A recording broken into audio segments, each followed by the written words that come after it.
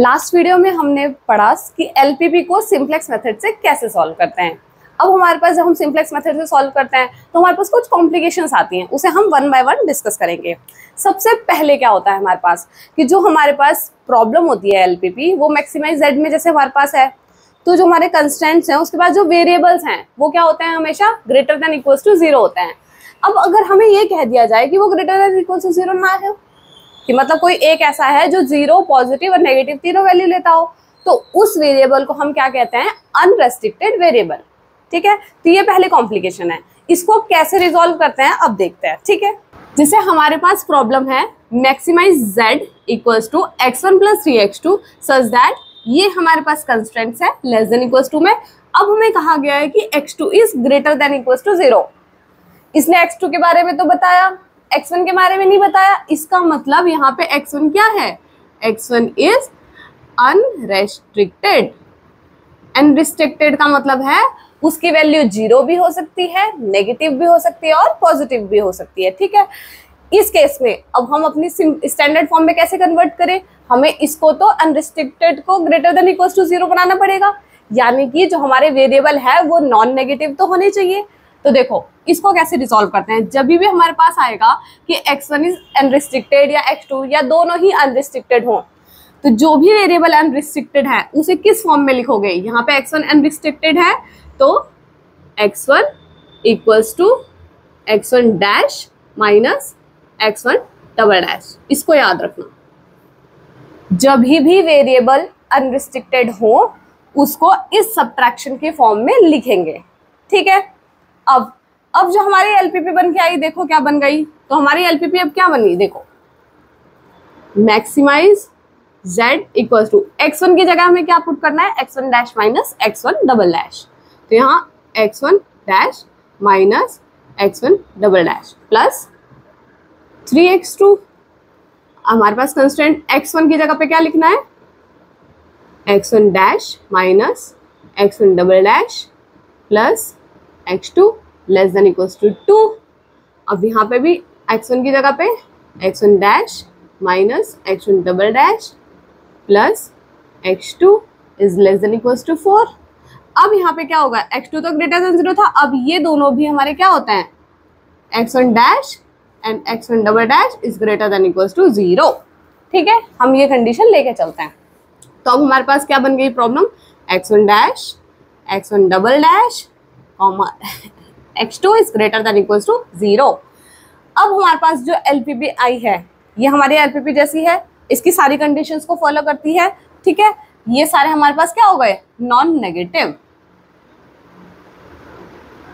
Variables हमारे non negative होने चाहिए हमेशा। अब देखो, अब हमारे पास ये एलपीपी आ गई। अब हम सिंप्लेक्स मेथड से कैसे सॉल्व करते हैं, स्टेप बाय स्टेप जाते हैं। सबसे पहला स्टेप, इसे स्टैंडर्ड फॉर्म में कन्वर्ट करना। चलो स्टैंडर्ड फॉर्म में कैसे कन्वर्ट करते हैं, स्टैंडर्ड फॉर्म की कंडीशंस मैंने बताई थी। ये दोनों जो कंस्टेंट्स होते हैं वो हमें क्या करने होते हैं, इक्वालिटी में कन्वर्ट करने होते हैं। क्या करने होते हैं, इक्वालिटी में कन्वर्ट। और दूसरी कंडीशन क्या होती है कि राइट हैंड साइड पे नेगेटिव नहीं होना चाहिए। अगर नेगेटिव है तो पूरी इक्वेशन को नेगेटिव से मल्टीप्लाई करके राइट हैंड साइड पे हमेशा पॉजिटिव लाओ। ठीक है, देखो तो हमारे पास यहाँ नेगेटिव नहीं है तो हम क्या करेंगे, इसे इक्वालिटी में कन्वर्ट करेंगे। तो हम स्टैंडर्ड फॉर्म में जब लिखते हैं तो पूरा लिखेंगे maximise z equals to x1 dash minus x1 double dash plus 3x2। अब देखो जब लेस देन इक्वल्स टू का केस हो तो हमको क्या ऐड करना होता है, स्लैक वेरिएबल। तो x1 dash minus x1 double dash plus x2 plus s1, ठीक है, equals to 2। Next equation, minus का x1 dash minus minus plus x1 double dash plus x2 plus s2 equals to 4।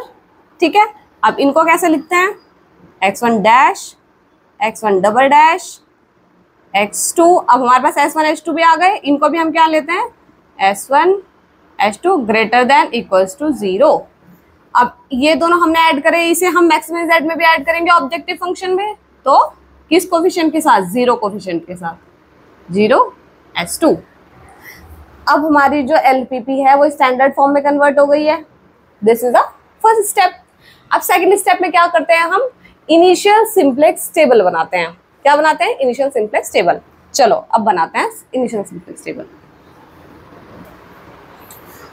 तो सबसे पहले initial simplex table में हम क्या भरते हैं, मैंने बताया था सबसे पहले हम बेसिक वेरिएबल डिसाइड करते हैं और उसको हम यहाँ पे भरते हैं। इन केसेस में हमारे पास दो ही कंस्ट्रेंट है, दो ही स्लैक वेरिएबल्स हैं, तो हमारा जो S1 S2 है वो हमारा क्या होगा, बेसिक वेरिएबल। तो बेसिक वेरिएबल क्या है, S1 एंड S2। ओके, अब देखो इनका जो कोफिशिएंट होता है वो क्या होता है, जो मैक्सिमाइज Z में होता है। ठीक है, इसमें कोफिशिएंट्स क्या है बताओ, S1 S2 के 0। इनिशियली स्लैक वेरिएबल्स की जो कोफिशिएंट होता है वो 0 ही होता है। क्यों, क्योंकि हम उसे मैक्सिमम Z में 0 ही लेके चलते हैं। ठीक है, अब देखो ये x भी क्या होता है, मैंने क्या बताया था, बेसिक सॉल्यूशन, सबसे पहले सॉल्यूशन। अब S1 S2 की वैल्यू सबसे पहले अगर सारे वेरिएबल्स 0 कर दिए जाए तो क्या होगी, मैंने बताया था वैसे तो हम डायरेक्ट यहाँ से लिख देते हैं, कंस्ट्रेंट्स के जो राइट हैंड साइड पे होता है वो x भी लिख देते हैं, 2 और 4, 2 और 4। ठीक है, वैसे कैसे आता है कि इन सब की वैल्यूज अगर मैं x की 0 डालूं एक्साइज की, तो S1 S2 की वैल्यू क्या निकल के आएगी, 2 और 4, वही मेरा x भी है। ठीक है, फिर हम क्या करते हैं, CJ जो हमारे मैक्सिमाइज Z में कोफिशिएंट्स है सारे वेरिएबल्स के, वो हम लिखते हैं। देखो x1 डैश का कोफिशिएंट क्या है, 1, x1 डबल डैश का क्या है, -1, x2 का क्या है, 3 और S1 S2 के क्या है, 0। यहाँ तक क्लियर। नेक्स्ट देखो, अब हम ये मैट्रिक्स कैसे भरते हैं, ये हमारे पास होते हैं कंस्ट्रेंट्स। ठीक है, यहाँ पे हमारे पास कंस्ट्रेंट्स है ये। तो कंस्ट्रेंट्स में देखो 1 है यहाँ कोफिशिएंट, -1 है, 1 है और S1 का 1 है। तो x1 डैश का 1 है, x1 डबल डैश का -1 है, x2 का 1 है, S1 का 1 है फर्स्ट कंस्ट्रेंट में, S2 का 0 है, क्योंकि फर्स्ट कंस्ट्रेंट में S2 नहीं है, इसका मतलब उसका कोफिशिएंट 0 है। नेक्स्ट x1 डैश का सेकंड में -1 है, x1 डबल डैश का 1 है, x2 का 1 है, S1 नहीं है तो इसका 0 है एंड S2 का 1 है। ठीक है, देखो 2 by 2 के आइडेंटिटी मैट्रिक्स बन रही है ना, ये सही है, इसका मतलब हमारा बेसिक वेरिएबल्स। ठीक है, अब आ जाते हैं, यहाँ से सॉल्यूशन स्टार्ट होता है। ठीक है, सबसे पहले हम क्या करते हैं बताओ, ZJ निकालते हैं। क्या निकालते हैं, ZJ मैंने क्या बताया था, CB की XI से मल्टीप्लाई होती है। ठीक है, 0 × 1 0, देखो दोनों 0 है, किसी से मल्टीप्लाई करेंगे 0 आएगा, तो जा सारे ZJ यहाँ पे 0 आ गए। नेक्स्ट हम होता है CJ माइनस ZJ। ठीक है, CJ माइनस ZJ कैसे निकलता है, CJ ZJ में माइनस करो, 1 में से 0 गया, 1 -1 3 0 0, यहाँ तक सब पहुंच गए। ठीक है, अब देखो क्या है, अगर हमें ऑप्टिमल सॉल्यूशन चाहिए, यानी कि अगर हम कह सकें कि ये सॉल्यूशन हमारा ऑप्टिमल सॉल्यूशन है, तो सारे CJ minus ZJ less than equals to 0 होना चाहिए। क्या यहाँ पे सारे लेस देन इक्वल्स टू 0 है, नहीं, पॉजिटिव भी है। जो पॉजिटिव है उसमें मोस्ट पॉजिटिव कौन सा है, 1 या 3, 3। तो यहाँ पे ये जो है इसे हम बोलेंगे एंटरिंग वेरिएबल। कैसे पता चलेगा, ये जो कॉलम है इस कॉलम को हम ले लेंगे, तो अब ये जो कॉलम आई इसका कोफिशिएंट क्या है, x2, तो ये हमारा है एंटरिंग वेरिएबल। एरो बना लो, यानी कि अब जो नेक्स्ट टेबल आएगी उसमें x2 को हमें एंटर करना है। अब हमें छांटना है कि लीव कौन करेगा अगर x2 एंटर कर रहा है, तो उसके लिए xb अपॉन xi कैसे निकालते हैं, xb ये है, xi जो हमारा कॉलम निकल के आया, तो 2/1 2, 4/1 4, इसमें से मिनिमम कौन है, 2, तो हमारे पास ये मिनिमम है, तो यानी कि ये वेरिएबल लीव करेगा, S1 लीव करेगा, तो इसको हम ऐसे करके डॉटेड बना लेंगे। आई बात समझ में। अब देखो जो ये इंटरसेक्ट कराई इसे क्या बोलते हैं हम, की एलिमेंट। क्या, की एलिमेंट। यहां तक हम पहुंच गए, इसका मतलब हमें नेक्स्ट टेबल बनेगी। एंटरिंग वेरिएबल कौन है यहाँ पे, एंटरिंग वेरिएबल x2 और लीविंग वेरिएबल, लीव कौन कर रहा है, S1। कौन डिसाइड करता है, Cj माइनस Zj से ये डिसाइड करता है कि कौन एंटर करेगा। उसके बाद हम x भी निकालते हैं, तो x भी डिसाइड करता है कि कौन लीव करेगा। अच्छा, अब जब हम नेक्स्ट केसेस पढ़ेंगे ना, इसमें कॉम्प्लिकेशंस आएंगी, तो वो कॉम्प्लिकेशंस से भी आएंगी कि हम ये नहीं डिसाइड कर पाएंगे कि इनमें से एंटर कौन करेगा और लीव कौन करेगा। क्यों? क्योंकि यहाँ पे हम मोस्ट पॉजिटिव देख रहे हैं, अगर दो एक जैसे आ गए तो। यहाँ पे हम मिनिमम देख रहे हैं, दो एक जैसे मिनिमम आ गए तो। वो हम नेक्स्ट वीडियोस में पढ़ेंगे, ठीक है। अब देखो, इसके बाद हमारा क्या होता है, इसे हम कहते हैं initial simplex table. Initial simplex table पहला ये होता है। दूसरा आता है आइट्रेशन 1। अब आएगा हमारे पास आइट्रेशन 1। इसके बाद जितनी टेबल्स चलते जाएंगे स्टेप बाय स्टेप, जब तक हम ऑप्टिमल सॉल्यूशन पे ना पहुंच जाए। Optimal solution Cj minus Zj से पता चलता है। जब तक ये सारे नेगेटिव ना आ जाए, हमारी आइट्रेशन अब चलती रहेंगी। आइट्रेशन 1, आइट्रेशन 2, आइट्रेशन 3, जब तक आ जाए, ठीक है। आइट्रेशन 1 बनेगी, देखो। तो आइट्रेशन 1 में हमारे पास सेम वैसी ही टेबल आ गई है। अब हमें फिर से वही चीजें शुरू करनी है। बेसिक वेरिएबल अब हमारे पास क्या होंगे, लास्ट उसमें टेबल में हमारे पास क्या था कि लीव कौन करेगा, S1। S1 की जगह कौन आएगा, x2। तो यहाँ आ गया x2 बेसिक वेरिएबल। दूसरा वाला एज इट इज लिख देंगे, ठीक है। अब इनके कोफिशिएंट्स मैक्सिमाइज z में क्या थे, देखो जरा अपने टेबल वो LPP को। इसके कोफिशिएंट से x2 का था 3 और s2 का तो 0 ही था, ठीक है। अब xb को हम जब कैलकुलेट करेंगे तो सबके साथ कैलकुलेट करेंगे। अब हमें ये कैलकुलेट करना है, ठीक है। फर्स्ट आइट्रेशन में Cj क्या है, कोफिशिएंट्स जो हमारा मैक्सिमाइज z में है। ये कोफिशिएंट सारे टेबल में सेम होते हैं, क्योंकि मैक्सिमाइज z चेंज नहीं होता ना, तो उसके कोफिशिएंट सेम ऊपर लिखे जाते हैं। अब देखो, हमारा सबसे पहला काम इस की एलिमेंट को 1 बनाना होता है। ये एलिमेंट तो पहले से 1 है, तो इस रो को हम एज इट इज यहाँ उतार देंगे, ठीक है। 2 1 -1 1 1 0, ठीक है। अब देखो, हमें इसकी हेल्प से, हमें नई वाली जो बनी है इसकी हेल्प से पुरानी वाली इसको 0 करना है। हमें पता है जिस कॉलम में की एलिमेंट होता है उस कॉलम के की एलिमेंट के अलावा बाकी सारे 0 होते हैं। तो इस 1 को हम कैसे 0 बनाएंगे, पहले तो हम इस वाली रो को डायरेक्ट नोट कर लेते हैं, ठीक है, साइड में, ताकि हमें कंफ्यूजन ना क्रिएट हो। 4 -1 1 1 0 1, XB को साथ में लेके चलते हैं कैलकुलेशंस में, ओके। ये ले लिया। अब इस वाले के साथ क्या करेंगे, सब्ट्रैक्ट कर देंगे तो आ जाएगा। तो इस वाले को नोट कर लो, 2 1 -1 1 1 0। हमें किसको 0 करना है, ये x2 के नीचे वाले को, यानी कि इस वाले को। तो क्या इसमें से इसे माइनस कर दूंगी तो 0 हो जाएगा। तो 1 -1 0। तो जो ऑपरेशन यहाँ लगाए वही ऑपरेशन सब में लगेगा। तो 0 -1 -1 1 -0 1 1 -1 2 -1 -1 -2 4 -2 2। ये हमारे नई एंट्रीज आ गई। तो अब देखो, ये आ गई 2 -2 2 0 -1 1। ये कैलकुलेशन होती है हार्ड, ठीक है, जो हमें करनी होती है। अब देखो, अब हम उसके बाद क्या निकालते हैं, Zj। पहला काम जो हमारी सिंप्लेक्स टेबल पूरी बन जाए, उसके बाद हमें Zj निकालना है। Zj कैसे निकालना है, CB into XI 3 into 1 plus 0 into -2। 0 के साथ कोई भी मल्टीप्लाई करूंगी 0 आएगा, तो मैं डायरेक्ट 3 से कर दूं। 3 1 3 3 इंटू -1 -3 3 1 3 3 0। यहाँ तक सबको समझ में आ गया, ठीक है। अब आ जाओ Cj minus Zj। Cj minus Zj कैसे निकलता है हमारे पास, Cj में से Zj को माइनस करेंगे। 1 -3 -2 -1 -3 क्या हो गया, -1 -3 कितना आएगा, -1 + 3 यानी कि 2 2 3 -3 0 0 -3 -3 0 -0 0। ये आ गए।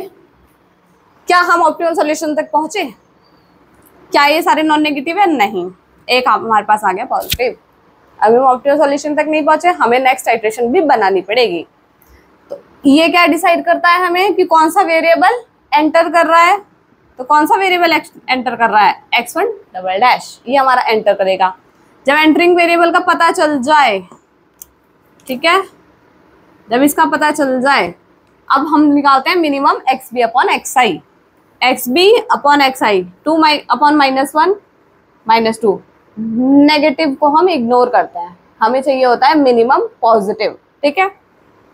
2 अपॉन 2 1, तो मिनिमम पॉजिटिव कौन आया है यहाँ पे 1। ये क्या डिसाइड करेगा कौन सा वेरिएबल लीव करने वाला है, यानी कि यहाँ पे कौन लीव करने वाला है, h2 लीव करने वाला है। x1 डैश एंटर करेगा, s2 को लीव होना पड़ेगा, ठीक है। अब बनेगी हमारे पास आइटरेशन 2। अब देखते हैं कैसे आइटरेशन 2 बनेगी। तो अब हम इससे आइटरेशन 2 बना रहे हैं, ठीक है। आइटरेशन 2 बनाने के लिए सबसे पहले लीविंग वेरिएबल कौन सा है, s2, इसकी जगह कौन आ रहा है, x1 डैश, तो इसकी जगह क्या लिख दूं, x1 double dash, x1 double dash, x2 वाला एज इट इज रह जाएगा, ठीक है। अब इसके बाद मैंने क्या बताया था, CB क्या होते हैं, इसके कोफिशिएंट्स मैक्सिमम z में, यानी ऑब्जेक्टिव फंक्शन में इनके कोफिशिएंट्स क्या है। CB का तो वो x2 का तो 3 है, x1 डबल डैश का है -1, ठीक है। CJ हमारे पास सेम होता है, यानी कि मैक्सिमम z में जो कोफिशिएंट्स होते हैं ये 1 -1 3 0 0, ठीक है। अब आते हैं हम कैलकुलेशन पे। देखो हमारे पास लिविंग वेरिएबल ये था, इस की एलिमेंट को, ये हमारे पास की एलिमेंट है, इसको 1 बनाना होता है। तो इस 2 को कैसे 1 बना सकते हैं, मैंने बताया था इस पूरे को 2 से डिवाइड कर दो। तो इसको 2 से डिवाइड करो, देखो क्या आएगा, ये 2 upon 2 1 -2 upon 2 -1 2 upon 2 1 0 upon 2 0 minus का 1 अपॉन 2, ये आ जाएगा 1 अपॉन 2। क्लियर है, हमने इसको क्या करा 1 बनाया, कि एलिमेंट को सबको डिवाइड कर दिया 2 से। अब इस नई वाली की हेल्प से इसको 0 करना है। इसमें यहाँ पे क्या है 1 है, 2 की जगह पे हमें -1 को 0 करना है, तो क्या करूंगी, दोनों को ऐड कर दूंगी। तो इस वाले को अगर मैं साइड में लिखना चाहूँ तो 2 1 -1 1 1 0, ये वाली हमें 0 करनी है ना, इसमें ये वाला एलिमेंट, इसकी हेल्प से करना है। तो इसको लिख दो 1 -1 1 0 -1/2 1/2। देखो ये यहाँ पे ना ऐड करके 0 हो रहा था, इसलिए मुझे इसमें कुछ मल्टीप्लाई करने की जरूरत नहीं पड़ी। अगर यहाँ पे बाई चांस यहाँ पे -1 ना होके -2 हो जाता, तो मुझे इसे 2 से मल्टीप्लाई करके लिखना पड़ता, ठीक है। अब देखो ये एलिमेंट हो गया 0, अब यही ऑपरेशन लगाएंगे सब में, तो सब में प्लस कर दो, ये प्लस कर दो, इसको प्लस कर दो, इसको प्लस कर दो, इनको भी प्लस कर दो, ये भी प्लस कर दो, तो क्या आया हमारे पास नई एंट्रेंस 3 0 0 1 1/2 1/2 आ गया हमारे पास, टेबल भर गई है। अब निकालते हैं ZJ, ठीक है। ZJ हमारे पास क्या निकल के आएगा, देखो 3 × 0 प्लस -1 × -1, ये आ गया 1, ठीक है।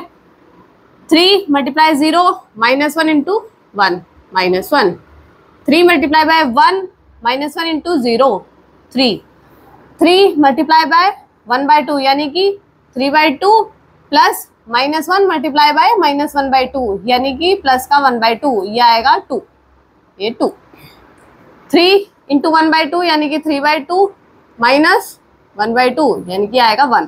कैलकुलेट कर लेना इसको, बेसिक कैलकुलेशन। ZJ निकल के आ गया। Next CJ minus ZJ, 1 -1 0 -1 -1 0 3 -3 0 0 -2 -2 0 -1 -1।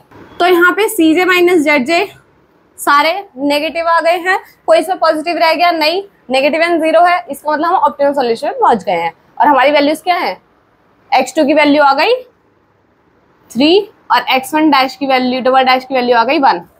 हमें वैल्यूज किसकी निकालनी होती है, जो हमारे पास मैक्सिमम z है, x1 x2 है, वेरिएबल्स यही थे हमारे पास।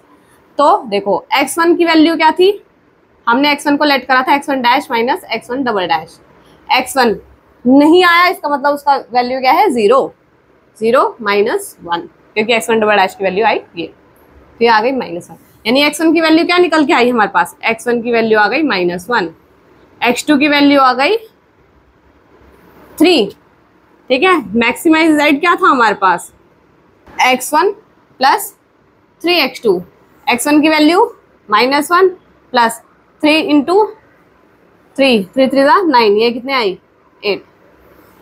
तो हमारा ऑप्टिमम सोल्यूशन निकल आया।